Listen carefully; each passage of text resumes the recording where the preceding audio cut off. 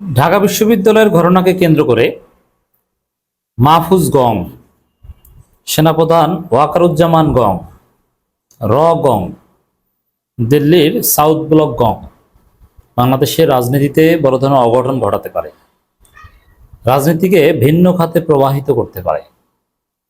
দর্শক, ঢাকা বিশ্ববিদ্যালয়ে এক ছাত্রদল নেতার হত্যাকাণ্ডকে ঘিরে রাজনীতিতে নতুন মেরুকরণের সম্ভাবনা দেখা দিয়েছে, যেটা যথেষ্ট সন্দেহজনক। দর্শক, স্টেপ বাই স্টেপ আলোচনাটা করতে চাই। প্রথমে বলবো যে আমি কিন্তু মাহফুজ যে হুমকি দিয়েছিল শিবিরকে, ঢাকা বিশ্ববিদ্যালয় শিবিরকে দেখে নিবে, আমৃত্যু আঘাত করবে এবং পূর্বপুরুষদের চাইতেও করুণ পরিণতি ভোগ করতে হবে, এর অর্থ করেছিলাম যে ঢাকা বিশ্ববিদ্যালয় শীঘ্রই মাহফুজরা লাশ ফেলবে। এখন মাহফুজ যেহেতু সরকারের দায়িত্বশীল উপদেষ্টা, তিনি তো নিজে লাঠি নিয়ে এসে বা ছুরি নিয়ে এসে লাশ ফেলবেন না।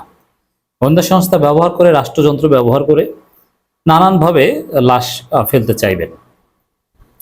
এই ব্যাখ্যা আমি করেছিলাম। এই আমার ব্যাখ্যার সাথে সাংবাদিক ইলিয়াসের সর্বশেষ একটা ফেসবুক পোস্ট মিলিয়ে নিন। সাংবাদিক ইলিয়াস বলেছে, ঢাকা বিশ্ববিদ্যালয়ে ছাত্রদল নেতা হত্যা এটা তিন বাহিনী প্রধান গোয়েন্দা সংস্থার ধারাবাহিক প্রচেষ্টার একটা অংশ, বৈঠকের একটা ফল। এটা মেটিকিউলাসলি ডিজাইনড, রাষ্ট্রে দেশে একটা অস্থিতিশীলতা সৃষ্টির জন্য, একটা রাজনৈতিক ফায়দা হাসিলের জন্য। তো মিলে যাচ্ছে মাহফুজদের সেই আগের হুমকি আর ইলিয়াসের বক্তব্য মিলে যাচ্ছে।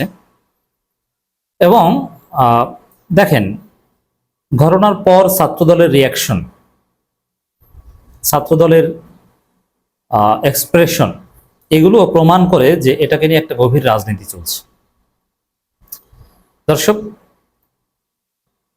ঘটনা ঘটলো সোহরাওয়ার্দী উদ্যানে, আর এদিকে ঢাকা বিশ্ববিদ্যালয় ভিসির পদত্যাগ চায়। অথচ সোহরাওয়ার্দী উদ্যান আর ঢাকা বিশ্ববিদ্যালয় এক নয়, বরং সোহরাওয়ার্দী উদ্যান এবং ঢাকা বিশ্ববিদ্যালয়কে আরো আলাদা করার চেষ্টা শিবির ঢাবি ভিসি করেছিল, কিন্তু অনেকে করতে দেয়নি, এই ছাত্রদলই করতে দেয়নি।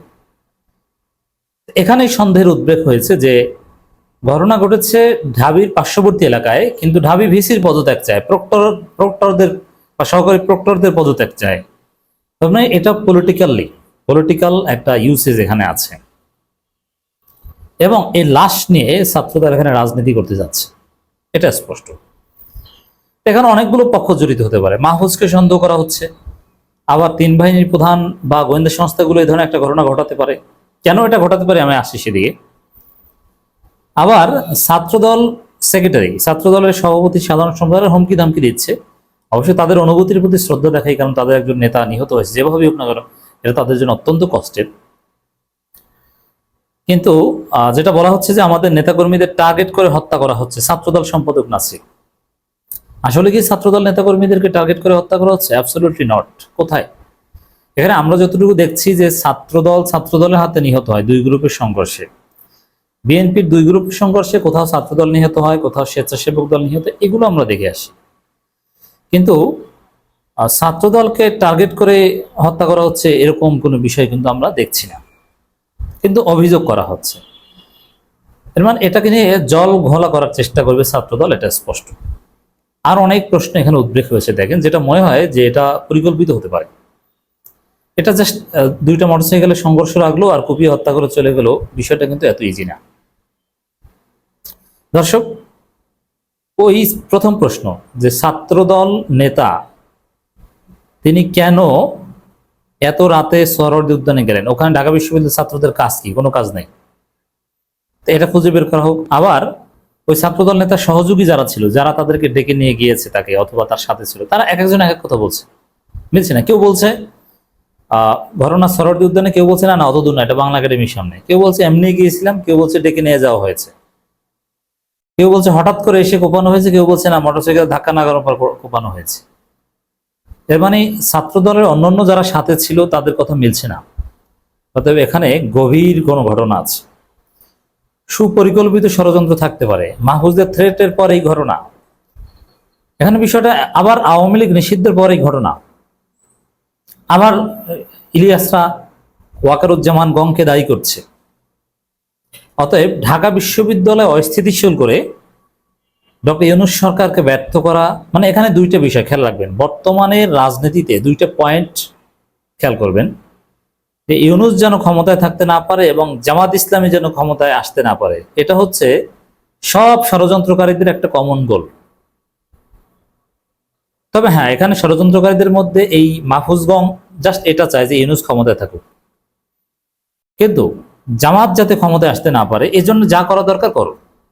এদের সামনে জামাতের বড় বড় দুইটা ইভেন্ট আছে, এটি আজহারুল ইসলামের মামলার রায় এবং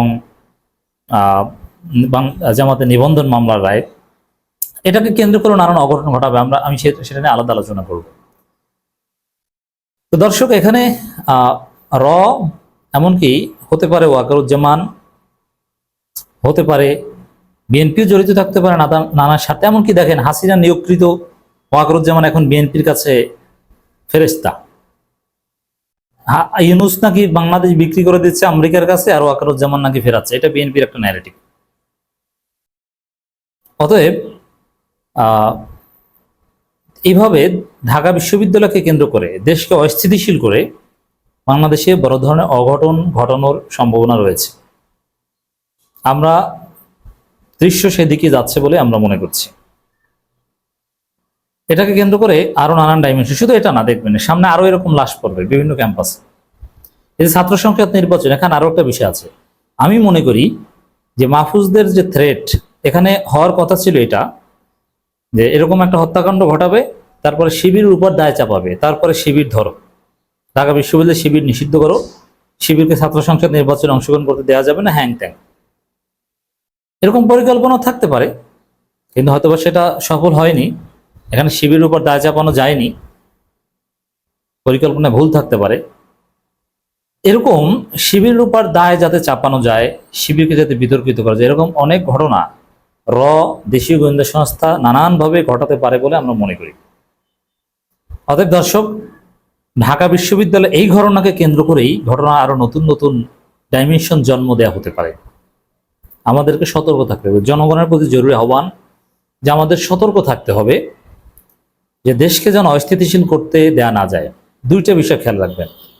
ডক্টর ইউনূসকে সরানো, এটাই হচ্ছে মূল টার্গেট। আর ডক্টর ইউনূসকে সরাতে চায় বিএনপি, আওয়ামী লীগ, ভারত, সবাই। আবার ডক্টর ইউনূসকে সরাতে জামাত শিবিরকে আগে ডিমোরালাইজ করতে হবে, এই জায়গাটা আবার এনসিপি যোগ দিয়েছে। অতএব দর্শক, রাজনীতিতে অনেক জটিল হিসাব নিকাশ চলছে।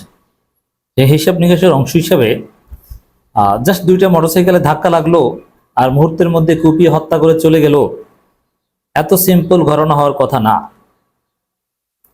এখন যেহেতু ক্ষমতা ডক্টর ইউনূস সরকার হাতে, আমি বিশ্বাস করি এই ঘটনার রহস্য তিনি উদ্ঘাটন করবেন। এমনকি এই ঘটনার সাথে ছাত্র দলেরই কেউ সম্পৃক্ত কিনা বা কারা ডেকে নিয়ে গিয়েছে, প্রয়োজনে তাদেরকে গ্রেপ্তার করে জিজ্ঞাসাবাদ করবেন। আমরা সে জরুরি আহ্বান জানাচ্ছি। দেশকে অস্থিতিশীল করতে আমরা দিব না। হাসিনার আমলের কোনো ডিজাইন বাস্তবায়ন হতে দিব না, সেই যুগ নেই।